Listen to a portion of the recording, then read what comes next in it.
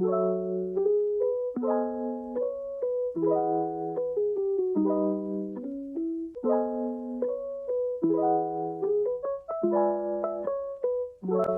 saya Ananda Intan Fadila Yahya. Hai, saya Andersto Auludin Halik. Hai, saya Katrina Gini Matongan. Hai, saya Oktavia Sinara. Hai, saya Maulidini Azizah. Nah, kita mulai yuk.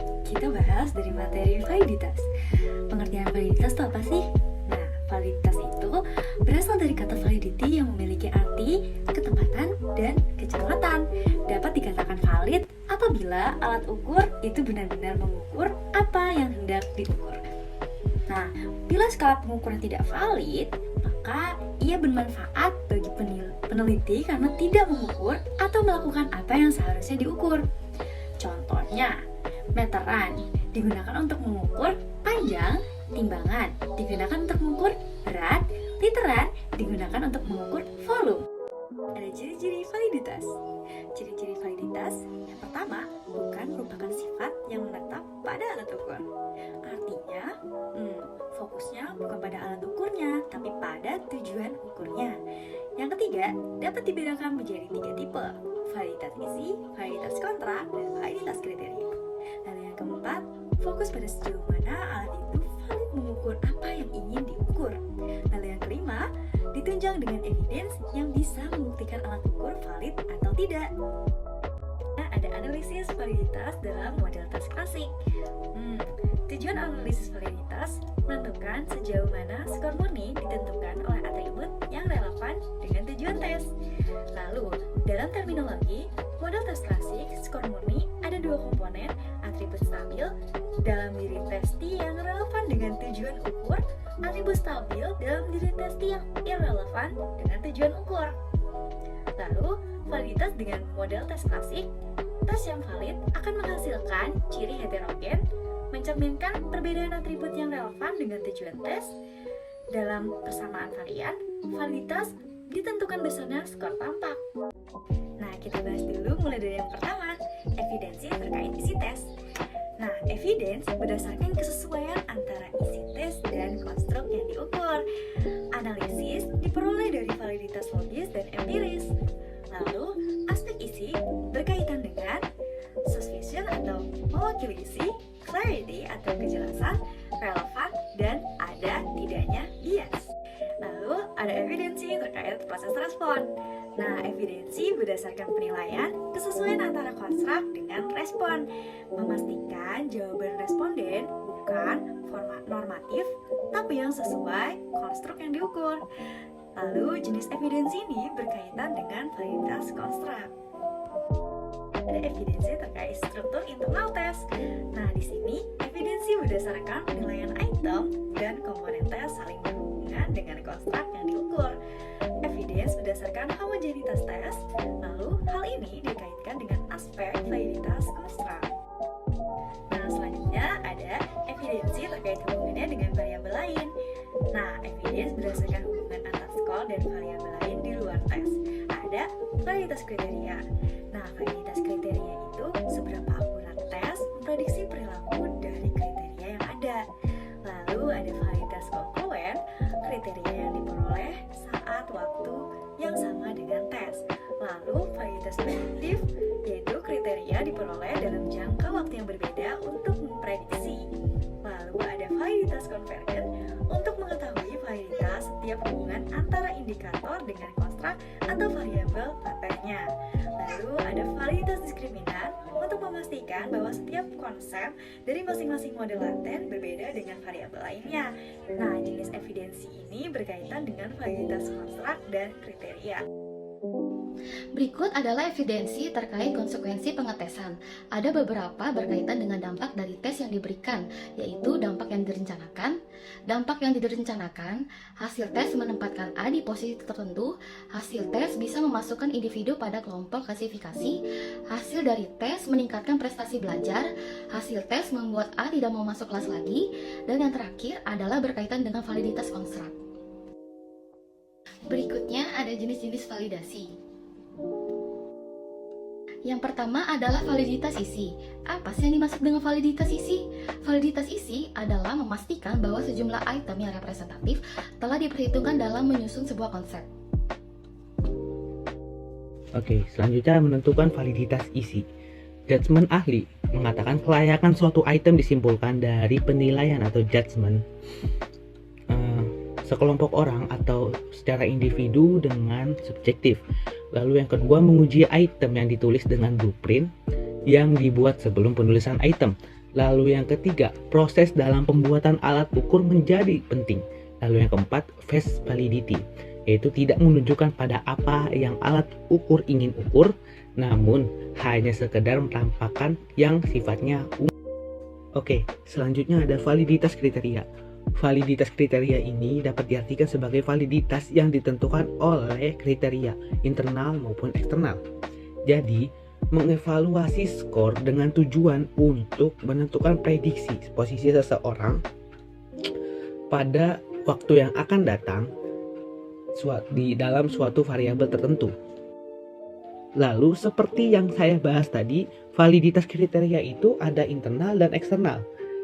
Jadi yang internal ini maksudnya adalah kriterianya itu berasal dari dalam alat ukur itu sendiri, bukan dari luar. Sedangkan kalau yang eksternal, kriteria alat ukurnya itu ditentukan oleh lapangan ataupun faktor-faktor eksternal yang lainnya seperti itu. Selanjutnya kita akan membahas jenis-jenis validitas kriteria. Validitas kriteria memiliki dua macam jenis. Yang pertama, validitas prediktif.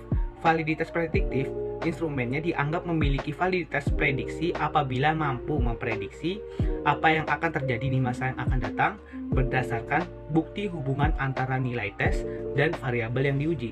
Lalu yang kedua ada validitas kongruen.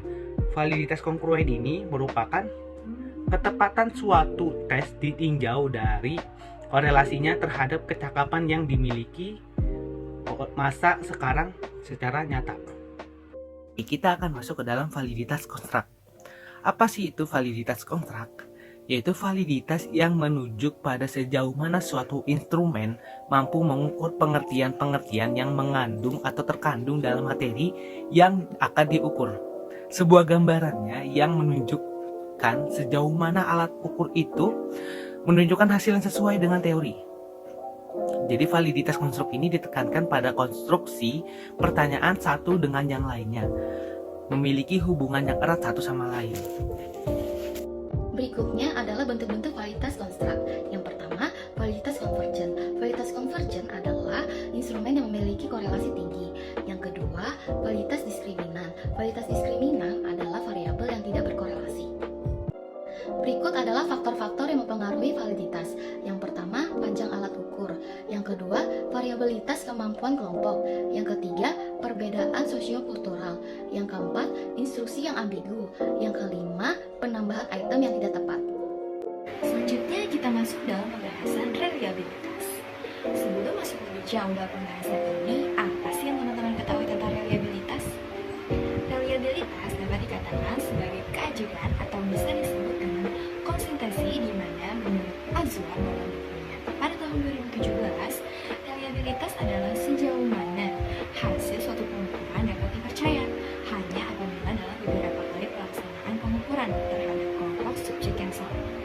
Atau dengan kata lain, reliabilitas dapat dikatakan sebagai sejauh mana suatu alat pengukur dapat dipercaya dari waktu ke waktu, serta mengasumsikan tidak adanya real change atau perubahan yang beraktif dalam diri subjek.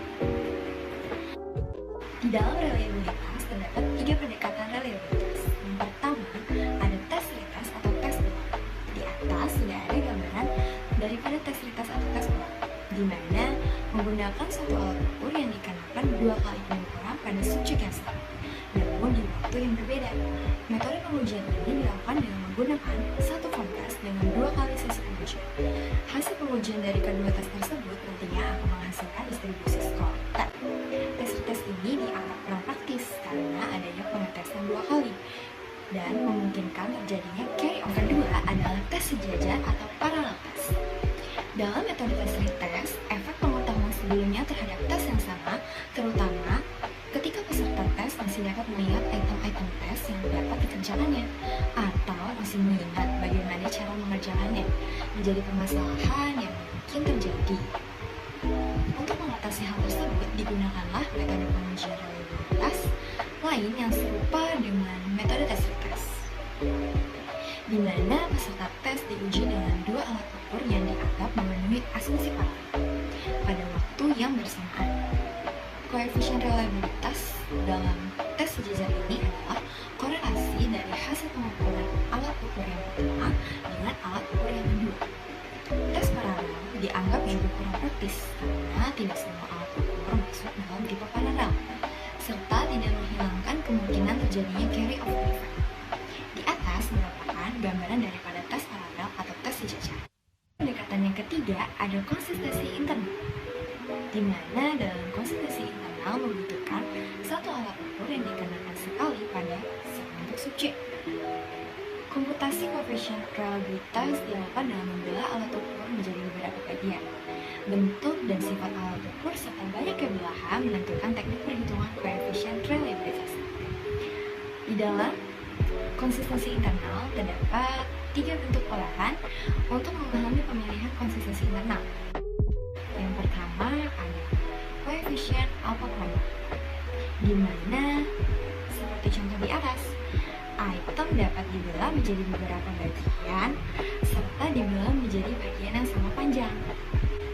Yang kedua ada koefisien Horst, di mana item dapat dibelah menjadi beberapa bagian dan tidak perlu sama panjang. Jika sama panjang maka identik dengan alpha kromo.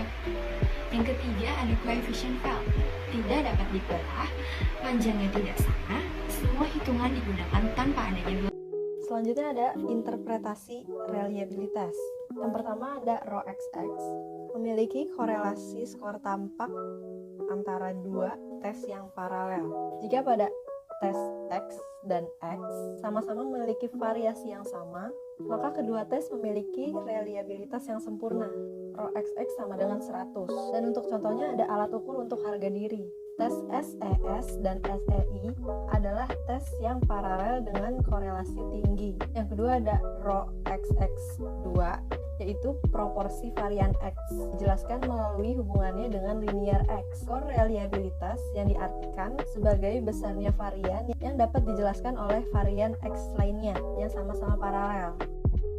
Selanjutnya ada ρxx, yaitu sigma T pangkat 2 atau sigma X pangkat 2. Perbandingan varian skor T yang terkandung dalam skor X atau besar kecilnya skor T. Nah, untuk jika ρxx adalah 75, maka 75% dari skor X merupakan skor T dengan skor E 25%. Besar kecilnya E dicerminkan oleh ρxx dari angka 1. Nah, semakin besar jarak ρxx, maka nilai E akan semakin tinggi. Tentunya ada ρxx, yaitu ρxt2. Abilitas merupakan kuadrat korelasi antara skor X dan skor T. Jika ρxx sama dengan 0,80, maka ρxt 0,80 sama dengan 0,89. pxt2 yaitu skor tampak dikali skor murni akan lebih besar dari ρxx. ρxx sama dengan 1 min ρxe2, yaitu kuadrat koefisien korelasi antara skor X dan E. Nah, semakin tinggi korelasi antara skor X dan skor E, maka semakin kecil reliabilitasnya. Yang memiliki ideal skor X dan skor E tidak berkorelasi. ρxe sama dengan 0, yaitu yang terakhir ρxx sama dengan 1 dikurang proporsi varian E yang terkandung dalam varian X. Jika varian E rendah, maka reliabilitasnya akan tinggi. Dan jika reliabilitasnya rendah, pada kelompok homogen dan reliabilitasnya tinggi pada kelompok heterogen. Dan perlu diingat juga untuk varian error dan skor murni pada reliabilitas. Nah, yang pertama itu ada skor murni ini sulit untuk diketahui besarannya. Semakin tinggi skor murni, maka semakin tinggi reliabilitasnya. Semakin besar varian skor tampak, maka semakin besar reliabilitasnya. Dan semakin kecil error pada pengukurannya, maka semakin cermat dan reliable pengukuran tersebut. Jika signifikasi atau kepercayaan dirinya mengecil, maka error pengukuran akan semakin rendah dan alat ukur pun semakin reliable.